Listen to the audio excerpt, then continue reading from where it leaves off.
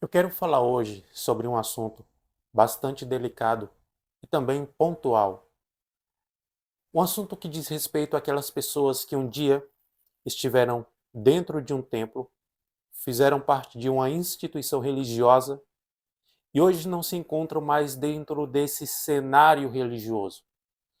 E essas pessoas, elas são nomenclaturadas de desigrejados. Quem realmente são os desigrejados? Será que essas pessoas que não fazem parte hoje de um sistema religioso, de fato não servem a Deus ou Deus não as ouvem? São excluídos do reino da vida eterna? Porque essa é a narrativa desses pseudos pastores que auto se intitulam servos de Deus, profetas, mensageiros, apóstolos e etc.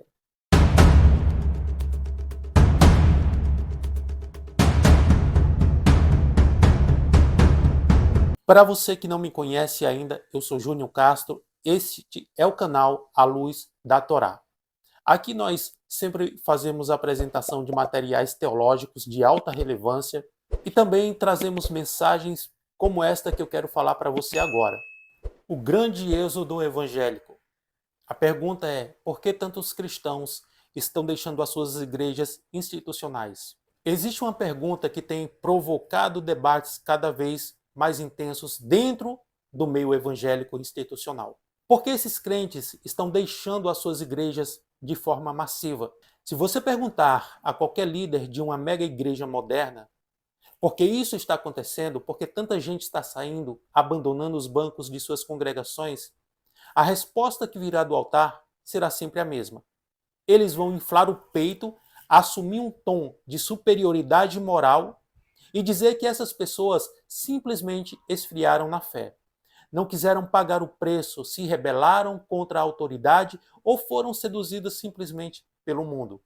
Essa é a cartilha oficial.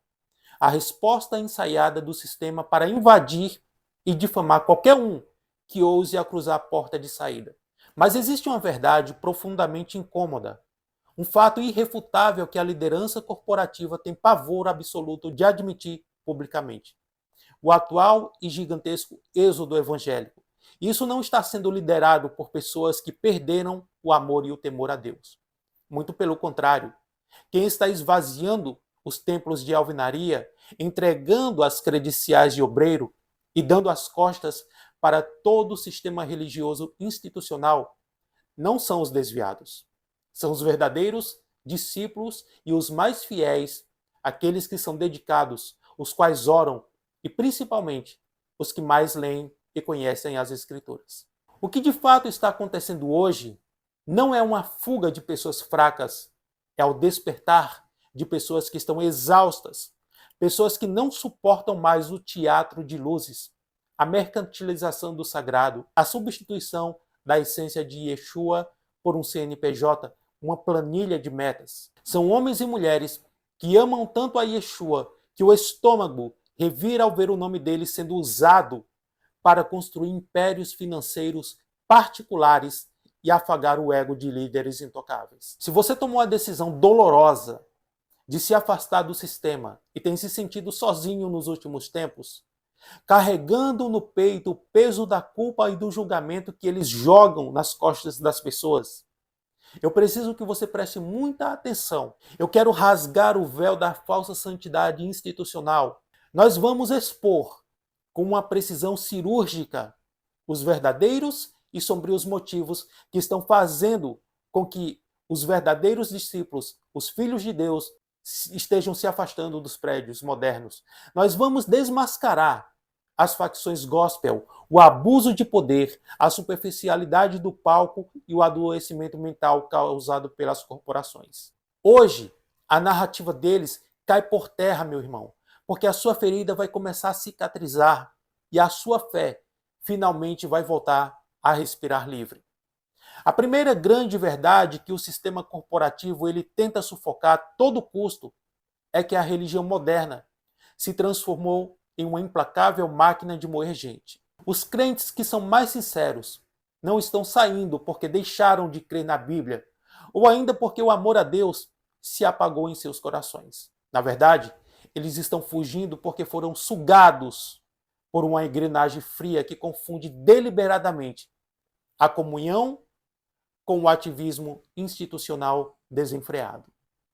Quando você entra pela primeira vez na corporação religiosa, com o coração em chamas, desejando genuinamente servir a Yeshua com seus talentos, seus dons, a liderança rapidamente mapeia o potencial. Eles percebem a sua sinceridade e, de forma extremamente calculista e predatória, canalizam toda a sua energia vital para a manutenção da estrutura física e do calendário interminável de eventos que eles promovem. Em pouco tempo, a sua agenda, que deveria ser sabiamente equilibrada entre o seu trabalho secular, a sua família e o seu descanso, é completamente sequestrada pela instituição religiosa.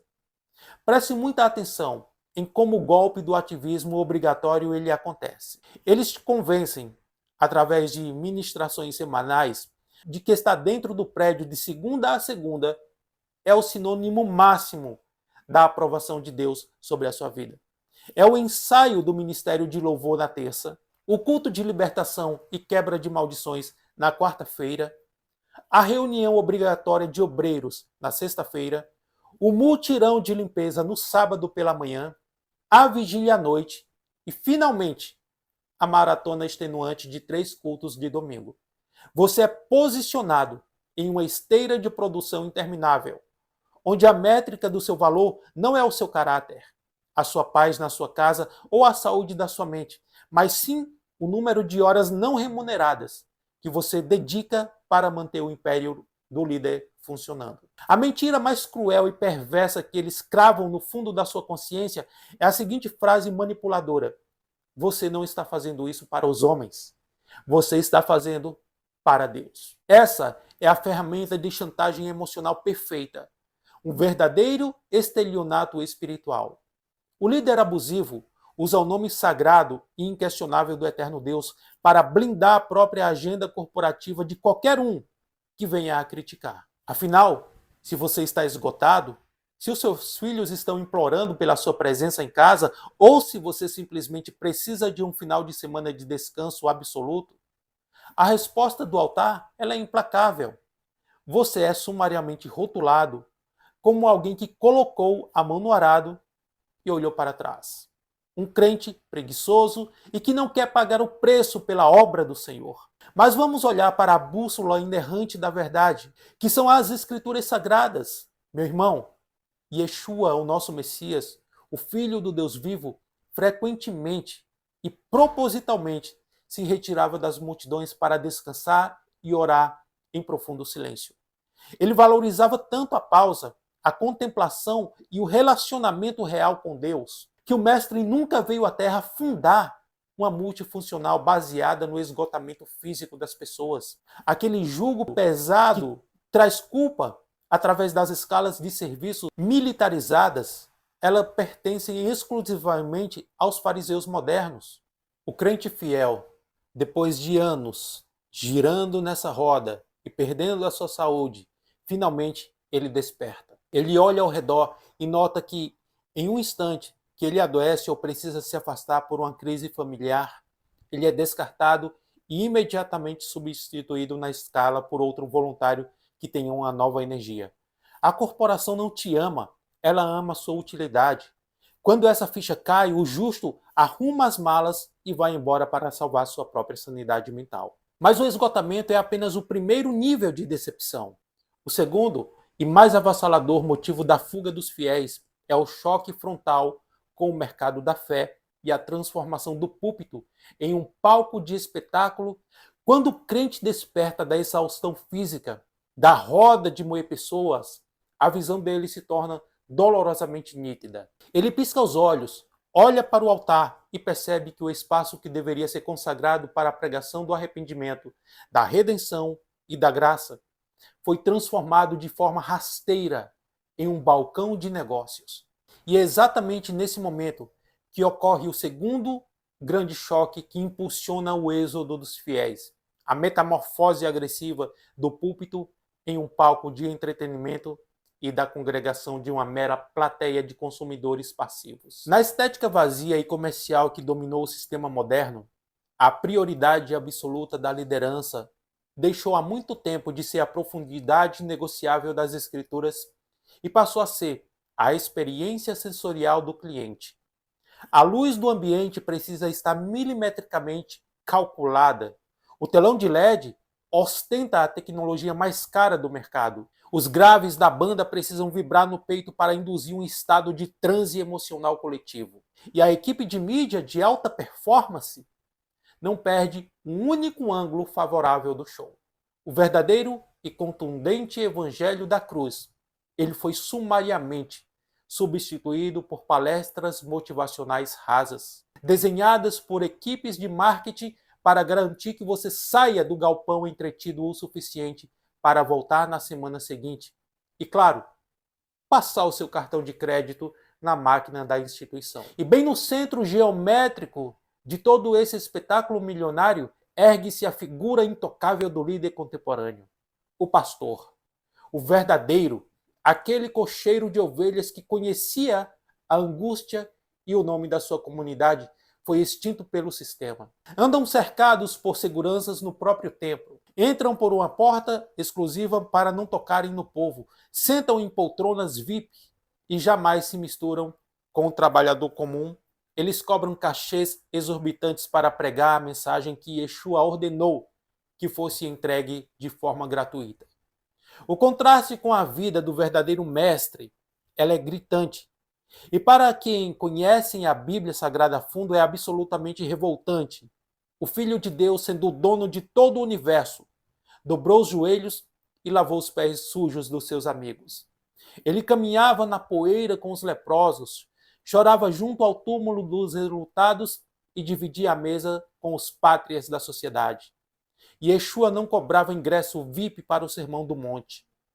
Quando o crente sincero lê os evangelhos na sala de casa e depois olha para a arrogância, a ostentação e o narcisismo do palco da sua denominação local, a dissonância cognitiva se torna insuportável. A fuga desses homens e mulheres não é e nunca foi um ato de rebeldia, é um ato de desespero e sobrevivência espiritual, de um profundo zelo pelo sagrado.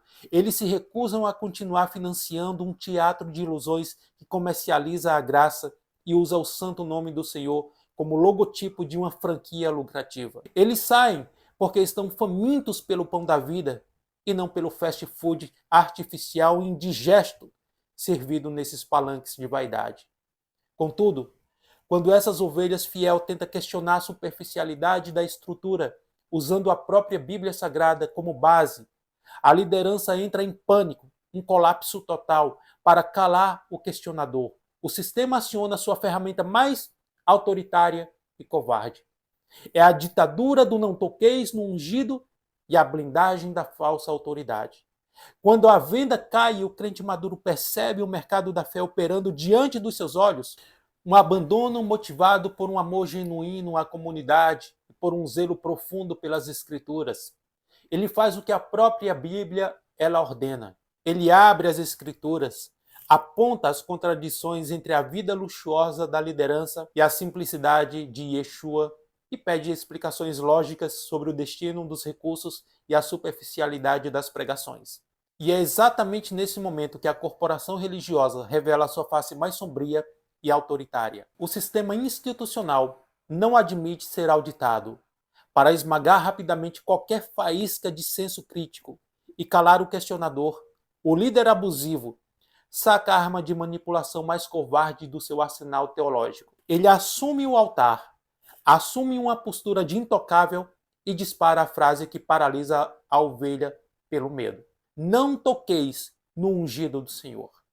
Eles distorcem deliberadamente um texto do Tanar, a Bíblia hebraica, que se referia estritamente à proteção física de reis em contexto de guerra para construir um escudo de impunidade absoluto no século XXI.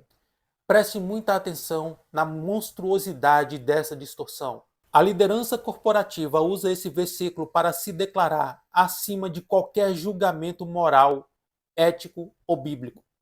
Se o pastor prega uma heresia flagrante para arrancar dinheiro, você simplesmente não pode questionar, pois ele é o ungido.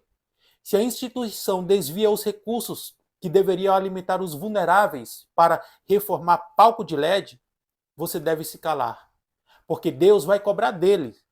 Você apenas faz a sua parte e apenas obedece. O título de ungido virou um passe livre para o abuso de poder, blindando tiranos narcisistas contra a responsabilidade e a transparência. A primeira carta de João, no capítulo 2, versículo 20, destrói essa hierarquia opressiva. E vós possuís a unção que vem do santo, e todos tendes conhecimento. A cruz democratizou a unção. Na nova aliança, o zelador que varre o chão do galpão, ele é tão ungido pelo Espírito Santo quanto o homem que está engravatado e grita no microfone. Simplesmente não existe uma casta clerical de semideuses que não possa ser confrontado com a Bíblia Sagrada. Se essa reflexão fez sentido para você, compartilhe aqui nos comentários a sua experiência. Você acredita que o problema está na fé cristã ou em determinados modelos de igreja que surgiram ao longo dos tempos? Compartilhe esse vídeo com alguém que também esteja buscando respostas e venha se inscrever no nosso canal se você ainda não é inscrito. Eu espero você no nosso próximo vídeo. Que o eterno Deus os abençoe.